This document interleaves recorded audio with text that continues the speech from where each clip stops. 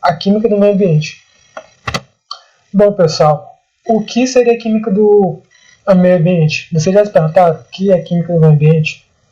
A química do meio ambiente nada mais é que um estudo que busca conhecer todos os processos da natureza, seja ele de ordem natural, ou seja, que acontece no nosso cotidiano de forma involuntária, da própria natureza, ou causado por alguma interferência humana, como os processos que acontecem como o efeito estufa, o processo do efeito estufa, essas coisas causadas pelo humano nas indústrias, poluição dos rios, esses fatores.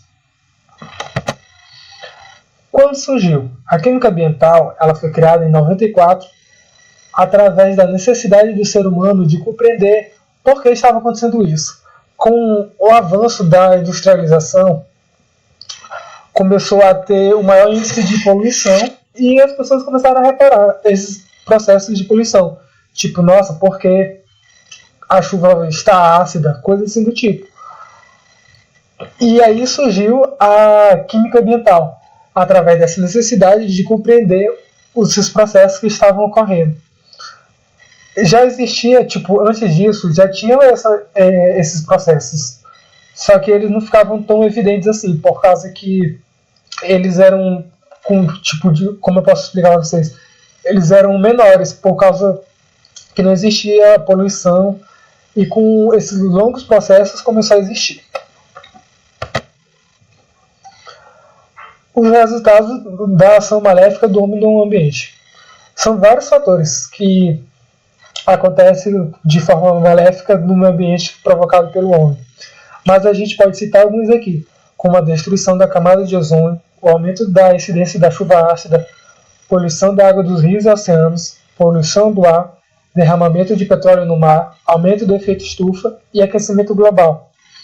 Dentre esses fatores aqui, a gente pode citar como um fator muito de risco, muito mesmo, para futuras gerações, como meus futuros filhos, os filhos das outras pessoas, os filhos dos filhos, a destruição da camada de ozônio. A destruição da camada de ozônio, ela tem como que ela funciona? Vocês já se perguntaram como funciona a destruição da camada de ozônio? A camada de ozônio, ela é um processo, como eu posso explicar? É como se você estivesse dentro de um carro. Neste carro, você está coberto pelo carro. A camada de ozônio é como se fosse o carro que está cobrindo você e protegendo dos fatores externos, como o sol, chuva, cocô de pombo, essas coisas. A camada de ozônio ela ocorre na estratosfera e por meio da emissão dos fatores gases como cloro e bromo, porque o que? Nas indústrias, principalmente essas indústrias com com fósseis, com combustíveis fósseis, se utiliza muito petróleo, as coisas acabam emitindo bastante gases tóxicos, como cloro e bromo. Aí isso faz o quê? Isso age como catalisador. O que é um catalisador? É algo que acelera um processo para destruir a camada de ozônio. A camada de ozônio é uma camada, como eu expliquei para vocês, que protege a gente dos raios violetas. Aí vamos explicar como é que ocorre esse processo de destruição da camada de ozônio. Bem, estamos na camada de ozônio, aqui dentro da Terra. O que acontece? Que com essa liberação desses gases cloro e bromo, eles reagem, sofrendo uma liberação radical de moléculas de oxigênio que, unidas com do cloro, no caso é o óxido de cloro, provoca a destruição da camada de ozônio, que é o gás O3. Esse radical ele é capaz de destruir 100 mil moléculas, ou seja, um único radical de cloro é capaz de destruir 100 mil moléculas de ozônio, o que provoca essa diminuição da camada de ozônio. Qual é o resultado disso? Quando a camada de ozônio ela é destruída em massa, de forma exacerbada. Simples, pessoal. A camada de ozônio, como ela protege, todos os raios que vêm, como raios violetas e ultravioletas, vêm na nossa Terra, eles não são filtrados e vai direto da gente. Para exemplificar, como eu já tinha falado para vocês, é como se você andasse com um carro e ele fosse conversível, não tivesse a parte coberta. E cocô de pombo, todos os outros fatores caíssem sobre a gente. Isso ia fazer o quê? Isso ia ser ruim, porque a gente ia se sujar, ia andar fedendo, essas coisas. A mesma coisa é a camada de ozônio, ela protege a gente desses raios que em excesso fazem mal. Outro fator é o aumento da incidência da chuva ácida. A chuva ácida era um processo que ocorre principalmente em países industrializados. Estes países de primeiro mundo, hoje em dia, eles evitam fazer grandes indústrias que vai ser poluente para eles. Por quê? Primeiro porque existe hoje em dia um pacto mundial sobre a preservação ambiental, que cada país tem uma certa taxa de poluição. Os outros países que não têm tanta taxa de poluição, eles vendem para esses países maiores, que têm, digamos, maiores, que têm uma maior poluição, para esses países maiores usarem essa poluição.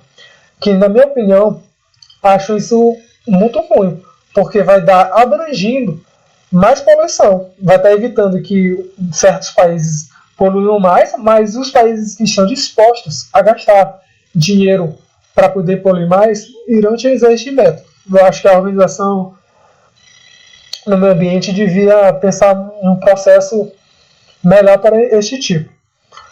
Enfim, pessoal, a chuva ácida é um fenômeno atmosférico que ocorre nesses países, como eu já tinha dito para vocês, normalmente com bastante índice industrial, e consiste na precipitação elevada da acidez, ou seja, a chuva possui uma grande concentração de ácidos, como dióxido de enxofre, e esses fenômenos eles causam diversos problemas ambientais. Um desses problemas ambientais pode ser o efeito estufa. Aí chegamos a outros fatores, como a poluição da água dos rios. A poluição da água dos rios ocorre principalmente no despejo de detrimentos que não são úteis nas indústrias. Esse despejo acaba caindo na nascente do rio e vai para o rio todo. Este rio ele vai ficar contaminado em diversos quilômetros. O rio pode nascer, por exemplo, aqui em São Luís e despejar em Rosário. A poluição vai chegar em Rosário. Ela talvez não chegue com o mesmo grau de concentração que ocorre aqui em São Luís, mas ela vai chegar poluída lá. E quais são os principais malefícios disso? Os principais malefícios disso é a morte dos animais da área, como peixes, como aves que se alimentam desses peixes. Vai diminuir o emprego das pessoas, pescadores vão começar a pescar menos peixes, porque os peixes vão começar a morrer. E outros fatores. Estes processos são, horrível para o meio ambiente. Vale lembrar para vocês que quem recicla salva, porque involuntariamente você vai estar salvando um animal, você vai estar salvando as futuras gerações. O aumento do efeito estufa, como eu já expliquei para vocês, o aumento do efeito estufa, ele é algo muito negativo, porque o efeito estufa ele é um processo natural. O efeito estufa ele acontece normalmente. Se não tivesse o ser humano poluindo, ele aconteceria normalmente. Só que com o processo de industrialização, na verdade não é o processo de industrialização. O processo de industrialização de forma correta, de forma sustentável, ele é uma boa. O que acontece é o processo de industrialização de forma irresponsável. Com o aumento do processo de industrialização, o efeito estufa acaba concentrando o maior índice dos gases. Os gases começam a aumentar mais. Como a gente mora dentro de uma estufa, a Terra é uma estufa. E esses gases, eles ajudam a manter a temperatura correta da Terra, nem muito quente e nem muito frio. Mas já que se a gente começar, vamos supor que a gente estivesse dando porrada nessa estufa, a estufa quebrasse, e acabar ficando muito frio ou muito quente. E é isso que acontece com o efeito estufa. Com esse processo acelerado de poluição, acaba que 50% dos gases são retidos e os outros 50% acabam de forma imediata vindo direto na Terra.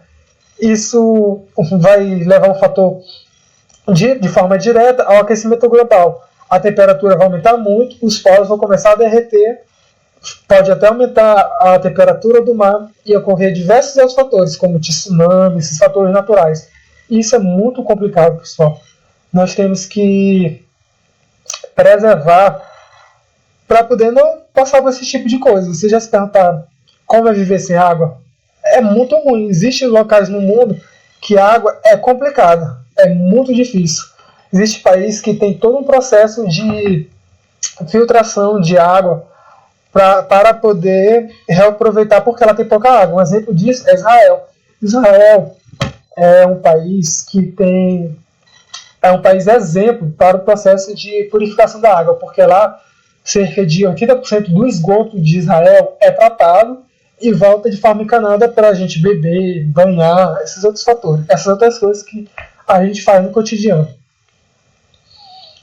Bom, pessoal, outro fator é o derramamento do petróleo no mar. O derramamento do petróleo no mar é horrível, porque acaba chegando na praia, morre os animais marinhos, as tartarugas morrem sufocadas com esse óleo. E o processo de tirar esses óleos do mar é muito, tipo, como eu posso ver, tem um valor monetário muito grande, é muito caro tirar o petróleo do mar. E chegamos agora aos alvos de estudo da química ambiental, ou química do meio ambiente. Os alvos de estudo são o estudo do processo químico no ar, como efeito estufa, como a destruição da camada de ozônio e os outros fatores. Os estudos também do processo da química na água, como poluição dos rios e oceanos, processo do solo, como o excesso de agrotóxicos, destruição do solo, aquele solo fértil já começa a não ficar fértil, e esses fatores. Também temos o estudo da poluição provocada pela radiação, desejos químicos e biológicos. Temos também a análise para melhor processos químicos com o meio ambiente, que é o quê? Que é a preservação, buscar uma relação harmônica entre industrialização, entre processos químicos e o meio ambiente, para a gente entrar no equilíbrio perfeito e não causar essa destruição em massa da nossa terra, que é a nossa casa. Como vocês podem ajudar no processo do meio ambiente da sua própria casa? A gente pode ajudar a diminuir esses níveis de destruição do meio ambiente, descartando as pilhas de forma correta, os governos fazendo o melhor tratamento de esgoto, os esgotos domésticos, tratamento da água, não ficar poluindo, por exemplo, tem óleo, não jogar óleo nos rios, tratamento melhor dos afluentes nas indústrias, reciclar como vidro, papel, plástico. Um belo exemplo disso é que aqui em casa eu fiz com meu irmão, a gente pegou diversas garrafas PET que tinham e fez várias coisas, como por exemplo carrinho. Nós fizemos carrinhos com garrafa PET e brincamos. Isso foi o quê? Virou um brinquedo para o meu irmão mais novo e também reciclou, evitou que essa garrafa PET não tivesse utilidade. As indústrias também podem facilitar na produção de plásticos e detergentes biodegradáveis, uso de catalisadores nos veículos para diminuir a emissão de gases poluentes. Bom, pessoal, para fazer esse experimento é bem simples. Vocês vão perceber que vocês têm todos esses materiais em casa, ou pelo menos todos. Para você fazer esse experimento, você vai precisar de uma lanterna, você vai precisar de água em um copo e você vai precisar de um leite. Bom, pessoal, agora vamos seguir ao experimento. Bom, pessoal, vamos ao experimento.